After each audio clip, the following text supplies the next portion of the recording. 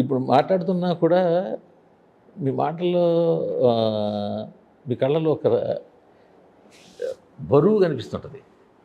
అది ఎక్స్పీరియన్స్‌తో వచ్చిందా ఏంటి? మీ కళ్ళలో స్పార్క్ దాగదు.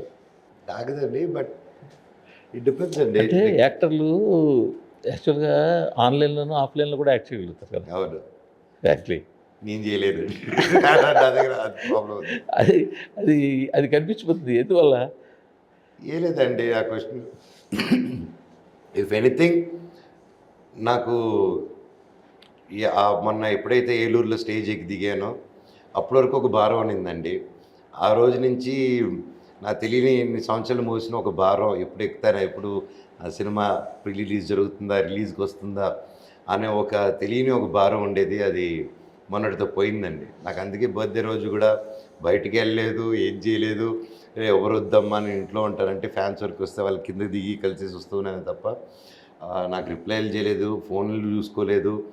అండ్ నిన్నటి నుంచే కొంచెం మళ్ళీ యాక్టివేట్ అయిపోయాను. అలా I was just enjoying that అండి. అలా బాడీయే నాకు తెలియకుండానే ఒక రిలాక్స్ మోడ్గా ఒక 2-3 డేస్ వెళ్ళిపోయింది. అది ఎందుకు వెళ్ళిందో కూడా అలా అంటే పడుకుంటూనే ఉన్నాను. So it became like that. అంటే మీరు కూడా నల్లకళ్ళజోడు వాడాలేమో అయితే. ఎందుకండి? మీ కళలో ఏముందో బయటికి తెలియకుండా ఉండాలి కదా. అంతే, తెలియకుండా తిరిగేదాన్ని ఏమైనా దొంగనా అండి?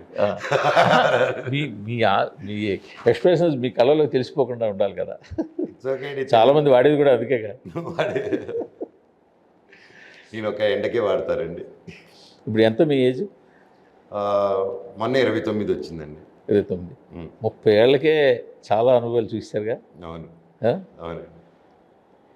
అంటే ప్రశాంతమైన జీవితం నుంచి ఈ 30కి మధ్యలో ఎంత గ్యాప్ ఉంది?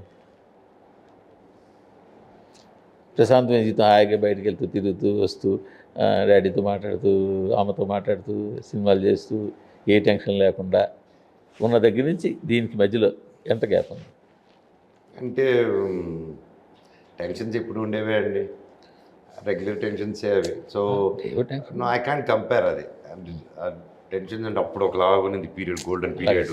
మన ఇంట్లో లేచామా, లేదర్గా లేచామా, ఫ్రెషప్ అయ్యామా, మన ఏ బట్టి లేదు, ఏదో షూటింగ్ ఉంటే వెళ్దాం, లేదా సరదాగా పోయి ఫ్రెండ్స్తో చిల్ అవుదాం అన్న స్టేజ్ వేరు.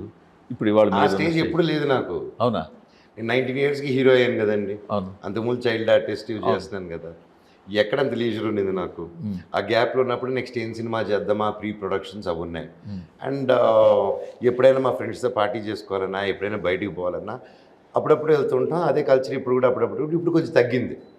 పిల్లలు దాంతోపాటు ఇంకొంచెం నాకే నాకు మోర్ టైం ఇక్కడ స్పెండ్ చేయాలి అంటే ఆబ్వియస్లీ మారుతుంది కదండి, చేంజెస్ వస్తాయి. సో ఆ చేంజెసే తప్ప ఐ థింక్ న్యాచురల్ చేంజెస్ వచ్చాయి తప్ప అంత డిఫరెన్స్, దాంత వేరియేషన్ నాకు ఎప్పుడు అనిపించలేదు.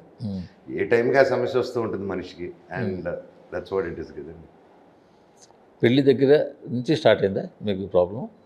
లేదండి, అంతకుముందే కదండి నేను పెళ్ళి మొన్న. అంతకుముందే ఈ పెళ్ళి సినిమాలు దూరం అదే ముందు పెళ్ళి లేదండి. దానికి దీనికి సంబంధం లేదండి. It was all my personal, నా సైడ్ నుంచే తప్ప ఇట్ వాస్ నాట్ బయట నుంచి నాకేం రాలేదు, ఎవరు ఏం చేయలేదు బయట నుంచి. కానీ అది కొంచెం మిమ్మల్ని కొద్ది రోజులు ఆఫ్ మోడ్లో ఉంచిందా?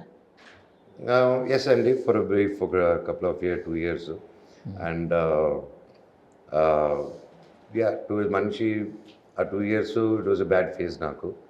అండ్ మళ్ళీ రిఫ్రెష్ అయ్యి ఓకే, అప్పుడు నేను అమ్మ చాలా రిషికేష్ కానీ అమ్మ బాగా గుడికి తిప్పిద్ది నన్ను ఒక 2 సంవత్సరాలు. నేను బాగా తిరిగేశాను ఫస్ట్. రిషికేశ్లో 1 week ఉన్నానండి. Daily yoga meditation? Yoga meditation కాదు, నీకు పూజ దండం పెట్టుకోవడం, వెళ్ళిపోయి అమ్మతో అలా వాక్కి వెళ్ళడం. సో రిషికేష్లో అక్కడ టీటీడీలో పంతులు ఉంటారండి, పవన్ అని చెప్పేసి. అతను నా క్లాస్మేట్. నా క్లాస్మేట్లు చాలా చోట్ల ఉంటారు. ఒక బ్రాహ్మణ్ మీ క్లాస్మేటా? నా ప్రాణ స్నేహితుడు. మరి అలా బ్రాహ్మణ్ క్లాస్మేట్ ఉంటే బ్రాహ్మణ్లు కొట్టాలేలా అనిపించింది? నేను ఎప్పుడు కొట్టాడు బాబు? మీ ఇంటి ముందు గొడవలో మీరు లేరా అప్పుడు? సార్ ఇంటి ముందు గొడవ చేస్తుంది బ్రాహ్మణ, క్రిస్టియనా, ముస్లిమా, హిందువా, అంటే వాళ్ళు అది- బ్రాహ్మిన్స్ తెలిసే వచ్చారు కదా అప్పుడు. అది నాకు తెలియదండి. అంటే మీరు అడిగిన క్వశ్చన్ ఇంటి ముందు గొడవ చేస్తే కొట్టారు. ఇంటి ముందు గొడవ చేస్తే అది క్యాస్ట్కి సంబంధం ఏమిటండి? అది ఒక అంటే రీజన్కి సంబంధం ఇంటి అండి. అది ముందు గొడవ ఇంటి ముందు fight is a ఫలానా వాళ్ళు fight. గొడవ చేస్తున్నారు కదా, ఆ? ఇంటి ముందు ఫలానా వాళ్ళు పర్టికులర్గా ఫలానా వాళ్ళు వచ్చి గొడవ చేస్తారని తెలుసు కదా. అంటే అప్పుడు ఆ ఇష్యూ అప్పుడు నేను ఇక్కడ కూడా లేనండి. Okay okay. అప్పుడు ఐ వాస్ నాట్ హియర్. నాకు తెలియదు. నేను ఉంటే బహుశా నేను ఉంటే గొడవలు ఆపుతారే తప్ప గొడవ ఎప్పుడు బెచ్చండి నేను.